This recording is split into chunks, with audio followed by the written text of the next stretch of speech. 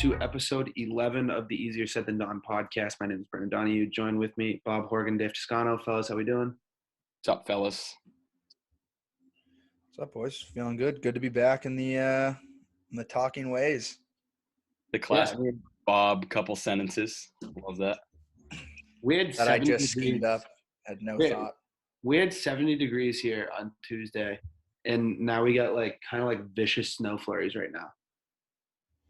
And it's going to be 70 again on Saturday. Yeah, so starting to hit that point in the year where anything could happen, literally anything. It could be 80, it could be 20, it could rain, it could snow. I'm not a huge fan of this, but once I feel like we hit maybe this weekend, we're getting out of the 40 degree and under weather, but I'm not even going to try and jinx it. Next week's supposed to be beautiful. I planted some trees a week and a half ago. And I mean, that was after a week straight of 60 degrees, and then it snowed. So hopefully they didn't die. Happy Earth Day. Now, yeah. What type of trees are we talking? We talking just normal October. Trees or trees that eventually will be smoked? Red maple. No, red maple, October glory, actual trees. What a guy. Why? Just high class. For the earth. Oh, I mean, was it just out of the wellness of your heart, or was it a frat thing, or what? No, yeah, it was at the house. I was about to say, it doesn't sound like a very you thing to just be oh, let's go plant the tree today. I planted the tree for the apartment complex. Oh yeah? Yeah, that was a joke. Got it. All right, so big thing this week is that out of the ordinary, soccer was the most talked about sport in the country this week, not just the world. It's usually the most talked about sport, and it's probably not for the right reasons either. So if you read my blog, if you didn't, either way, I'm going to kind of break it down here. So Dave, chime in here if you think that I'm missing anything big. Sure. So the timeline starts Sunday. We have 12 teams announce their intentions to join this new league called the Super League, which is an add-on, I guess you could say, to what European soccer is like now. So in European soccer now, you have every team has got their own domestic league, so all the teams from their country. And then unlike American sports, they compete for the season, and at the end of the season, whoever's in first wins the championship. There's no playoffs or anything. And they also have their domestic tournaments where they're competing against any team in the country. It could be a team full of plumbers and construction workers and teachers and doctors. Doesn't matter. As long as they're registered and they qualify, they can play against it. And there's the Champions League. So it's the top 4 teams from most of the predominant countries in Europe go compete in this year-long competition. So what this new league proposed is that they would take not the best, but the most lucrative, the richest teams in Europe, throw them into this new tournament, and there would be no promotion or relegation. There would be 3 more teams that would come on, and those 15 teams would be in there permanently. And there were 5 other teams that were going to come in that would qualify on a basis that would be decided later on a year-to-year kind of thing. So what this was going to do was going to isolate, top off, block any team that shouldn't or maybe doesn't fit the mold of those elite clubs from ever playing with them. So the rest of the soccer community throughout the world is pissed about this. UEFA, which is the governing body of European soccer, and FIFA, which is the world governing body of soccer, is going ballistic over this. They're saying that they're going to kick all the teams that are still in Champions League that have joined it out. They're saying that none of them are going to be able to play in the domestic league. They're saying that any team that are on any of these teams aren't going to be able to play in the Euros this summer, and they're not going to be able to play in the World Cup next year. So everyone's going nuts. Then Tuesday hits. Actually, before we say that, so the 12 teams were Liverpool, Man U, Man City, Arsenal, Tottenham, Chelsea, Atletico, Real Madrid, FC Barca, AC Milan, Inter, and Juve. And The other teams that were apparently Bayern was invited. They said no, they can't do that because there's a whole rule where the fans have a share in the club. They're club members, and they have 51% rule of the club. So it's not like a owner could just be like, okay, we're doing this. I was surprised that PSG didn't because they're kind of like an oil money team that kind of fits the mold of the other ones. So then Tuesday hits, and first two that kind of come out are Man City and Chelsea saying that they're going to back out. And this is all while Chelsea's playing.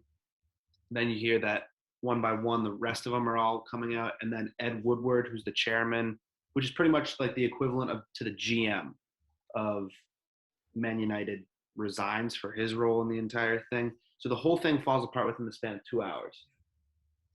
Dave, what were your initial reactions when you heard that these 12 clubs were like announcing that this was actually going to happen? Because it's kind of been a rumor for forever. What were your thoughts?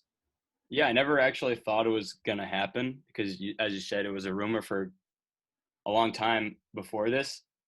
But, I mean, it's all about money, really. Basically, what they're trying to do is get these big teams to play each other on a consistent basis so they can generate more TV money, basically. And all the like pundits on the European soccer channels like Sky, they were all saying this is going to hurt the smaller clubs because all it's really doing is making the rich clubs richer because they're just playing each other and they're getting more money from TV.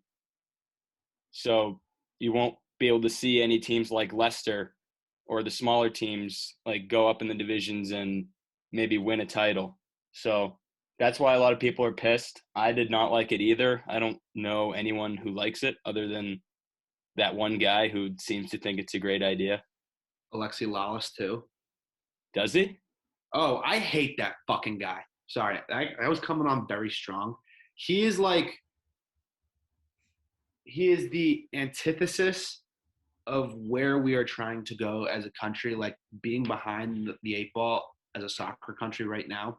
He fits every single mold of, oh, we should call it soccer. Oh, we should play kick and run. Oh, all of our best players should be playing in our own domestic leagues, yada, yada, yada.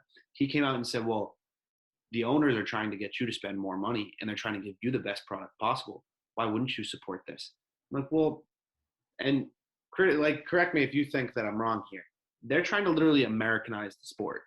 Like the whole thing is that in soccer in Europe, teams can go up, teams can go down. And you were saying the whole idea is that, Leicester might never be able to win a Champions League or win a Premier League ever again if this happens. That's true, but even think about the teams like Everton, like West Ham, like Wolves, like all these teams that are competing year in and year out. Like you're sliding the rug out from underneath them too. Like what I compared it to was like if you took college basketball or if you took college football and you made like a separate league or a separate tournament for them, you're never going to get a Loyola Chicago again. You're never going to get a VCU from the first four to the final four again. Like you could say the same thing about UCLA, but that's kind of a powerhouse team, which is, it's like the Blue Bloods all coming together and forming their own league and saying like, this is the new championship. Yep. And then like all the smaller programs just play each other for the fake national championship. It was going to like make the entire structure of world soccer crumble. Like people the only thing that I would have actually, I don't even know if I can say this. The only thing that like would have come out of this is you would have seen like what would happen to the lower levels of things. Mm-hmm. Like what happens to the Premier League if the big six are out? What happens to Serie A if there's no AC Milan, Juventus, and Inter? I knew you were going to say that. La Liga without Barcelona, Atletico, and Real Madrid. And I'll tell you, this Florentino Perez guy, he is making himself out to be the biggest villain in soccer. Have you seen his quotes? Like even after he's such a clown. Is he the one who's saying we should make the game shorter? Yeah. Oh my gosh.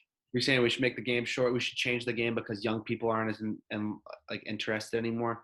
I'm like, dude, well, here's a thought. You don't put a good field out on the team anymore, which is a tough thing to say considering they're in the Champions League semis. But like the team, his old Real Madrid teams, the one that would go back to back to back, like that's not the same team. Now you got 35-year-old Karim Benzema and you got two 37-year-olds in the midfield, which they're still balling, like, but it's not the same sexy style that they played when you had Ronaldo and I don't even know, like a younger Benzema. Sergio Ramos is younger. You know what I mean? Yeah, I mean, in the end of this, I don't think it's going to happen because there's only like, 3 teams left or 4? Yeah. Out of the 12 who announced it the other day, they've all backed out since then. So I think it's bullet dodged, but you never know. Barcelona, Real Madrid, and who's the other one still in it? Juve? Yeah, I don't know why Juve's still in it. Either way, I mean, I think they're still going to push for it to happen, but I don't think it'll happen. I think it's done for this year. For this year, no, yeah. But the next couple of years, I guess you could say too. Yeah, it's going to be a legal battle for sure if they go through with it. I mean, they're saying like maybe we need to make some modifications to it. They're going to have to make big modifications to it because the way they were talking about is you seal off 15 of the best clubs in the world from like the rest of everyone, and then you don't have Champions League. Like they were saying that they still want to compete in Champions League. They still want to compete in their domestic leagues and everything. How is that even possible? You're gonna have 4 games a week. Yeah, I just hate it. It's just like an artificial tournament. It takes away all the integrity of the game. Yeah, I mean, I don't see any good that comes out of it realistically, other than revenue going to millionaires and billionaires that own these clubs to begin with. Yeah, Liverpool players and managers and Klopp said that they didn't even know about it until everyone else knew about it. Yeah, I mean that's even worse. Is just like, you know, and the other thing was that it was going to affect possible World Cup eligibility, possible Euro eligibility. I put the list out of players that were going to be out of Euros and then out of all the other international tournaments. Could you imagine like watching the Euros this year and just there's like nobody on the field? Like you go, the England starting lineup would have been like Grealish, Calvert-Lewin, Bamford, midfield of like Declan Rice. Still pretty good. I mean, that is good, but that's England. But like, how about the Croatias of the world? It would have killed the sport for the casual fan. Absolutely. Yeah. Absolutely. I mean, it would have killed the sport for us, like for the the diehard too. Like think about the diehards of like Port Vale or Wimbledon or Barnsley like is on a tear right now. Like it takes all the joy of them going up, pretty much. Barnsley on the back of Daryl DK. Yeah. Do we want to talk about that, or do we? Daryl DK, 9 goals in 14 games, American striker on loan from Orlando. He's probably going to get sold this summer for somewhere north of like $15 million. Yep, that's long story short right there. Yeah, good prospect. Very good prospect. Kind of came out of nowhere. More than a prospect, probably fighting for the starting role. I think he should be the starter right now, if we're being honest. People love Sargent. I do. I like Sargent too, but until he starts producing in Germany, like you can't question DK's production. DK hasn't really played a lot on the national team yet. That's also fair, but you could also say the same thing for Sargent. Sargent's only had like 10 caps. I guess. Moving in, we'll stay on soccer, and then we'll go back. We'll come back into kind of a home base here. Kind of a short episode for today. Working on a couple of guests for the next couple of weeks. So next we got MLS. Dave, your time to shine, man. So the Revs started out real slow, came back with an answer, ended up tying this week against Chicago. Other than the Revs, what else caught your eye? Yeah, finally we get to talk about some real soccer, MLS, and I was absolute dog water. Cue the dog water thing. Dog water. Yeah, that. Yeah, so basically I was terrible and I got everything wrong in typical MLS Opening Weekend fashion.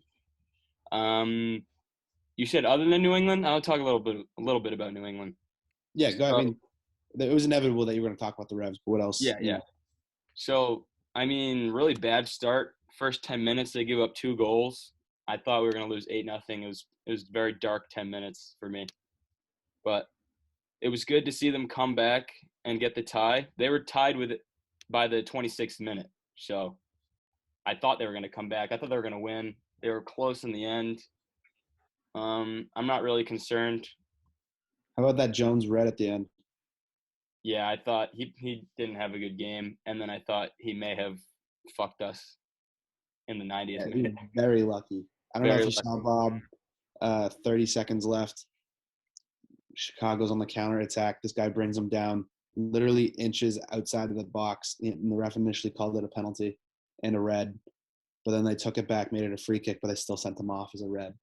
How about Tommy Mack starting? What do you think about that? Well, Maciel was picked up a knock earlier in practice, I think the day before or something. And Kaptoum. So I think he would have probably started. And Kaptoum played pretty well. I mean, I'm not like a huge fan of Tommy Mack, but he's an MLS vet, and Bruce likes those guys. So it is. Also, what about Edward Kiza being one of the first couple of subs off the bench in the first game? Thoughts on that? He almost got the game winner.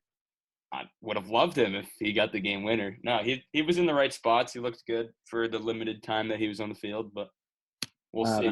The new guy's here, and he's probably going to debut on Saturday, the Icelandic. Bruce Arena said he is going to be debuting. Great. Are you going? I will be there. Let's go. Catch me at Gillette. Tell Paul we said what's up. Yes. Is he done? Paul's retired. Right. I forgot. Charlie now. Anyways, we'll move on to some other games, I guess. Our shout out to our boy Josh Bauer. Literally Josh. An hour after we published the podcast, comes out with the announcement that he has signed a first team contract with Atlanta. Congrats to Josh.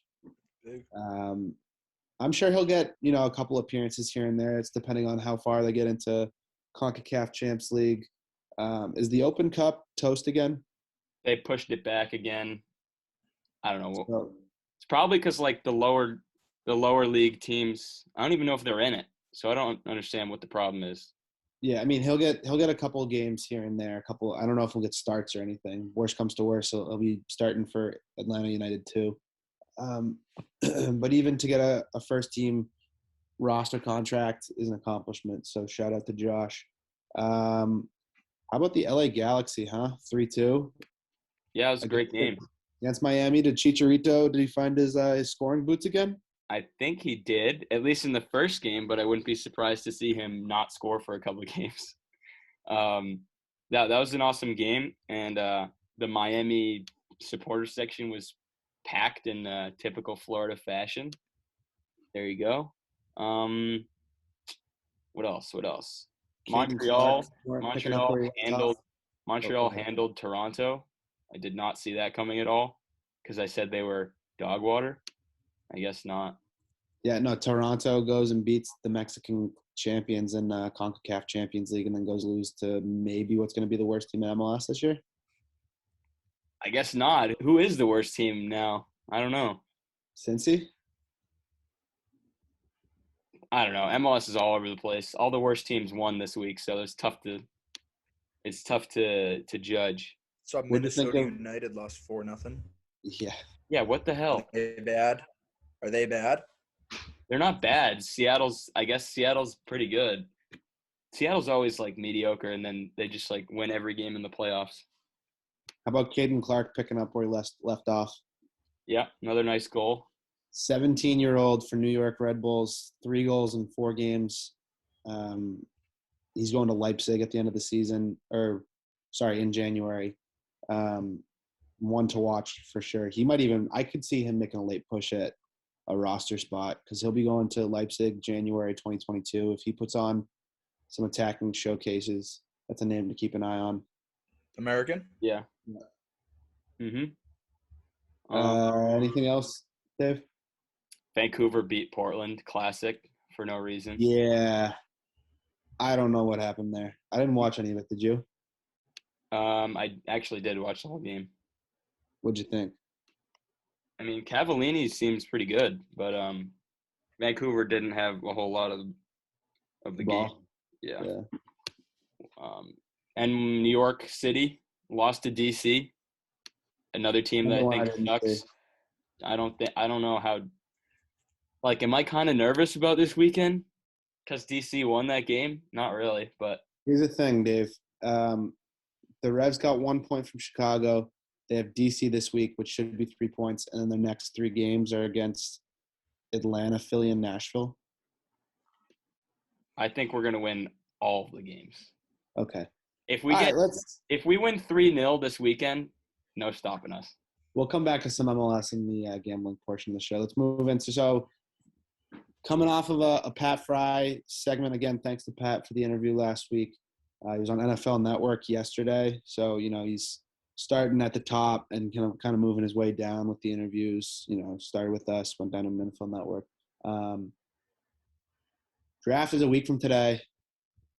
Pats have the 15th pick.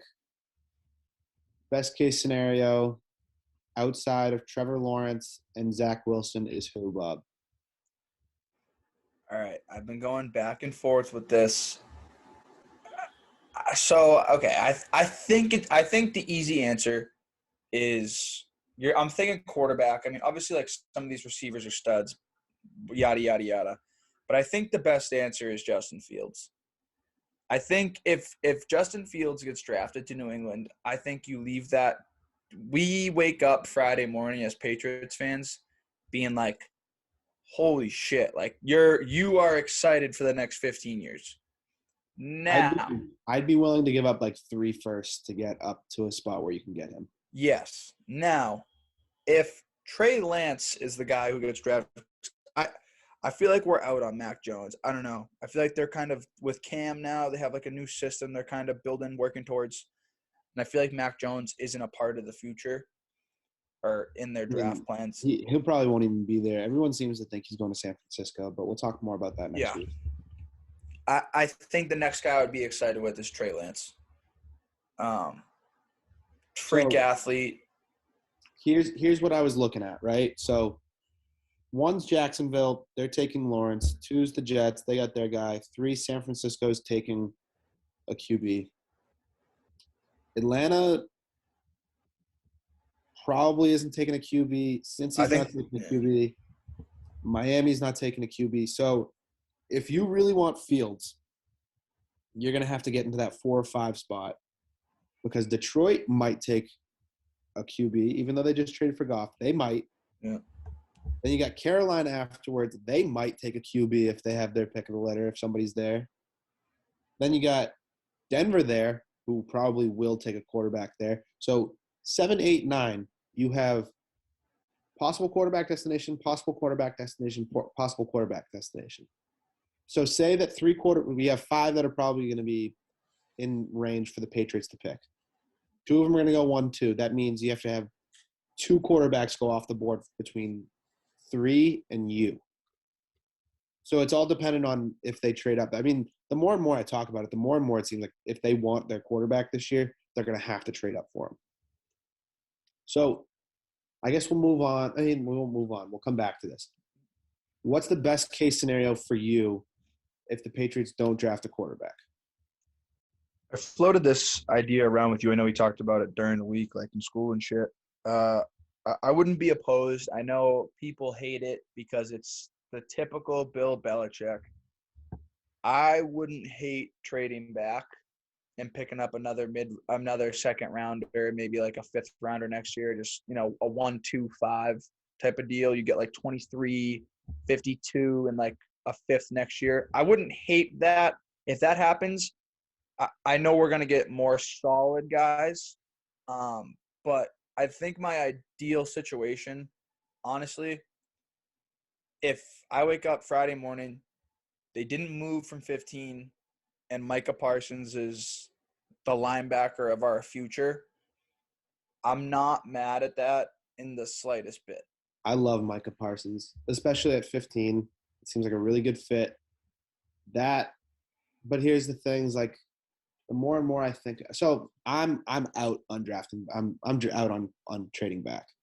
Like, I think the draft this year has got players from 1 through 16, 17 that are studs. And then I think the pool kind of weakens out the further back you go.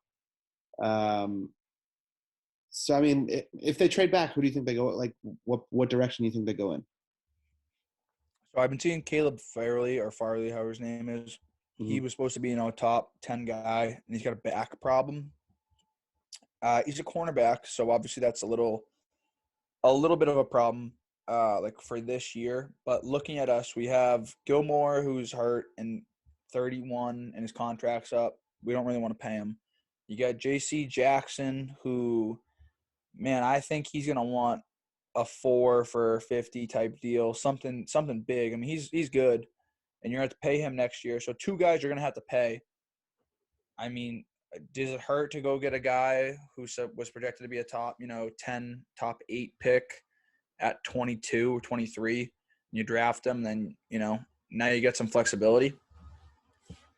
I think that drafting a corner in the first is a nice idea, but I think you're completely looking over what your biggest 2 needs are, which is another receiver now, because we failed to address the fact that Julian Edelman retired last week. So congrats to Jules on a great career. But you have Aguilar, Bourne, Myers, maybe N'Keal Harry, maybe Gunnar Olszewski. That's about it. So you're going to need to draft 1 or 2 guys. I don't know if you heard us talk about it. Our QB situation isn't ideal. You still might – D tackle's probably out of the cards in early rounds because you just signed 2 guys. An edge rusher, the class this year is very thin. Yeah. I think first rounder has to be either a linebacker, a receiver, or a QB in my eyes.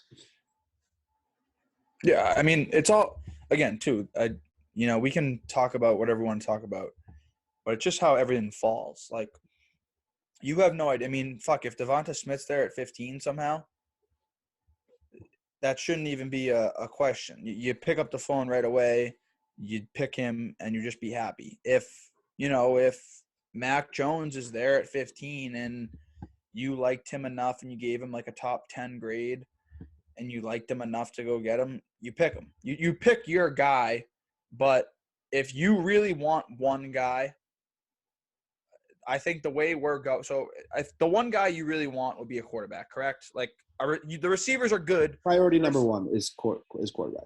The receivers are all – the top 3 – the big 3 receivers are all studs. I mean, if I had 8, 9, 10, 11, 12, I would love to have one of them because one of them will fall.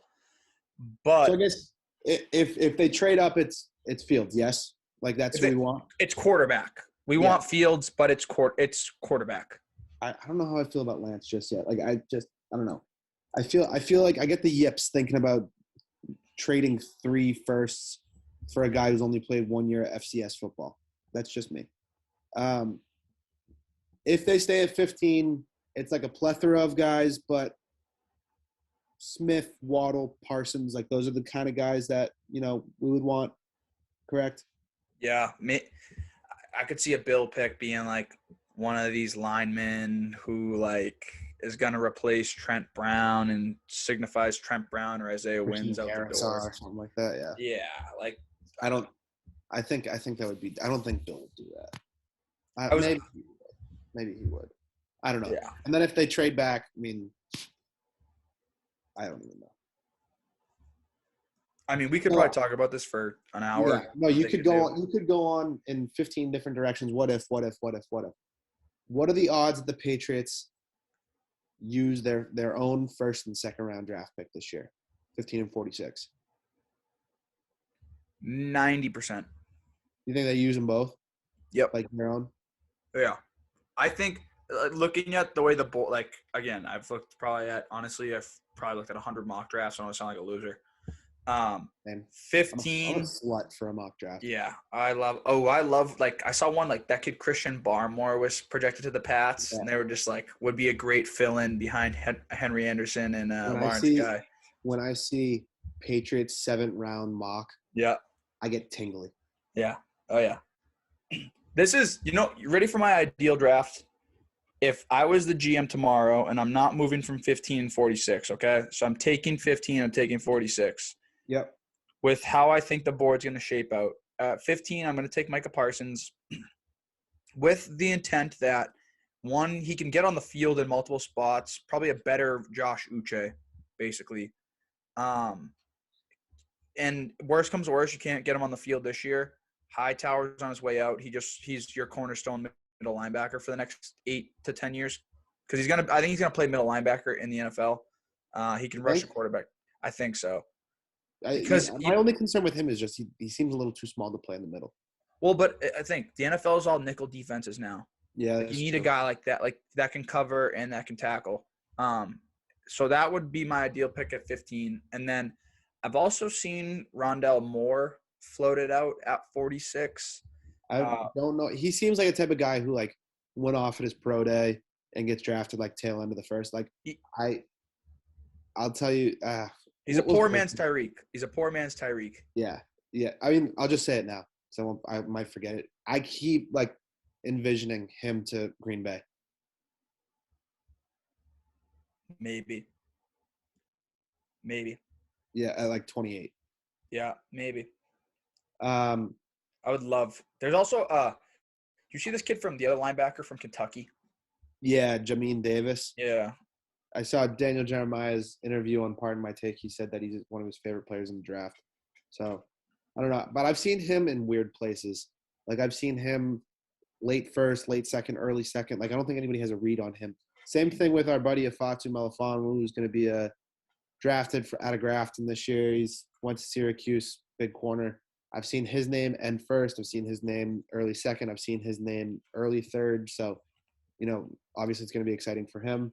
And then Pat Fry, I've seen pretty much he's never been in the first round, but he's never gone past like 50 because Jacksonville's got two. I'm almost certain he's going to Jacksonville. Jacksonville has two second-round picks, and their tight ends coach is Penn State's old tight ends coach. So, and it's the guy who recruited him. So, makes too much sense there. So, if Pat is catching balls from Trevor Lawrence, then I think he might have a good little future on his hands there. Trevor Lawrence be a friend of the pod? One day. Imagine. We don't. Yeah. I'm going to say this right now. I know we're going to talk about it next week too. I am excited for draft night, for draft day props. Oh, yeah. Are we going to do the mock draft? Do we want to run through a mock draft maybe next week? Yeah, maybe that's what we'll do. We'll go back and forth. Okay. Yeah. So I'm excited for mock drafts, excited for the Pats. Football is like, this is like your first taste of like, football's kind of back. And it's like, all right, I'm kind of getting that football vibe. And then it's going to hit like workouts in the off season. The worse and worse the Pats get, and the higher their pick are, the more and more excited I get for the draft. Draft. Yep. Yeah. Yep. So. Oh my God! Look at these lines. Money, money, money, money. All right, let's move on to gambling. Then Dave give us something to ponder, and then we'll get out of here. Kind of a short episode today, like I said. Dave, you want to go first? Like you said, 0-3 last week. Time to rebound. All right, all good. Down 3 units. We're fine. Yep. Time to rebound. We're going right back to MLS. We're gonna take. I don't have the exact lines, but we're gonna take New England home to DC. We're gonna go Toronto home to Vancouver. They're gonna bounce back and beat Vancouver, who's supposed to be bad, even though they won. Toronto plays Vancouver again? No, they played Montreal. Oh, right. Yeah, so I'll take Toronto. I mean, technically home to Vancouver, even though it's in Florida. And then I'll take Atlanta at home to Chicago. And I'm probably going to parlay it all. What are the odds on those? I think Toronto and Atlanta are both around even. And the Revs are minus 200. Yeah. Around there. Rightly so. Bob, you got your picks, or do you want me to go? I got a couple. I'm gonna go a little unorthodox this week, as usual, because you guys are the soccer guys. There's a decent UFC event this week. Usman and Masvidal is a big fight, but there's 3 title fights on that card, so I'm gonna play it kind of kind of wussy, I guess. I'm not going to use the P word. I'm going to use the W word. I'm going to take the 3 favorites for the title fights. So I'm going to take Valentina Shevchenko. I'm going to take Weili Zhang. And I'm going to take Kamaru Usman in a parlay. It's plus 125, all straight, or plus 116, sorry, straight up to win all of them. I just think that, like, in big fights, the champion usually wins. That might be a hot take, but we'll roll with that. So yeah, main event. So it's the 2 co-main events, and then the third fight that night. Then I'm gonna go some college FCS football because it's the bracket this week, and I'm gonna take James Madison against VMI. I think that's Virginia Military Institute. James Madison minus 14.5. And then my final pick is I don't have a lot. Well, I think the Celtics are going to have a big weekend. They're playing tonight against the Suns, but I don't think the Pods are going to be out in time. They're also playing the Nets tomorrow, and the Nets aren't going to have their 2 guys, or they got fucking 3 guys, but they're not going to have Harden and Durant. Or Durant might be back. Is that?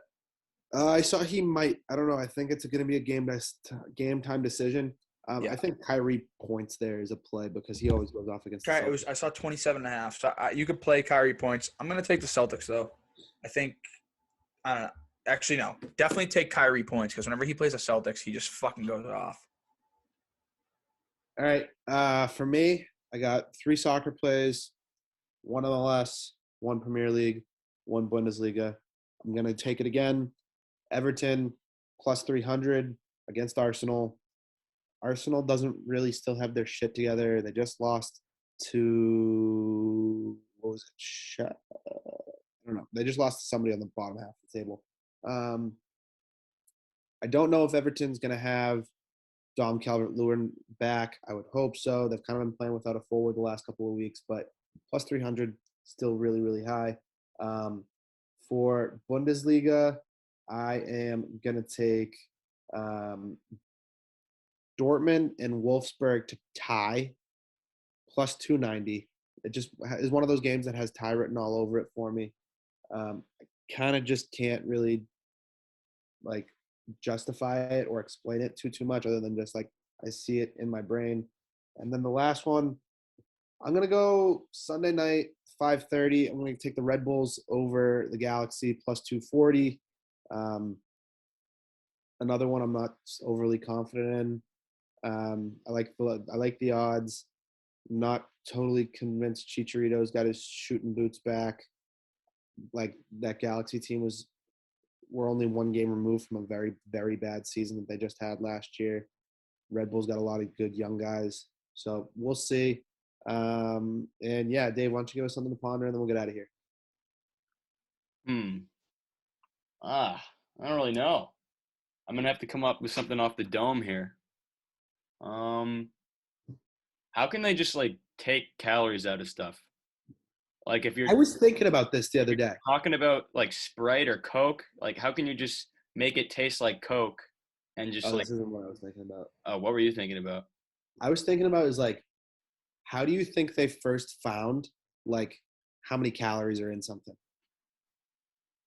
Yeah, how do you make a machine that yeah, how do you hold something in your hand, put something into it, and decide this has 470 calories? I think it's however long it burns, the more calories it has. How do you figure that out? How does anyone figure anything out? That's the whole ponder thing. Hey, that's why we are not scientists or mathematicians. Last semester when I was doing calc, anytime there was a problem, I would go to my dad and say this is bullshit. How does anyone come up with this nonsense? And it makes sense to some. Imagine making up math. Yeah, no, that guy. Let's go back in time. I don't know whether to be impressed with him or I don't know whether to hate that guy. Well, I think we should thank him just like we thanked the guy who decided to cut into a tree. So thank you to that first mathematician. Exactly. All right. Well, that's episode 11. Boys, see you next week. Peace. Adios. Good one.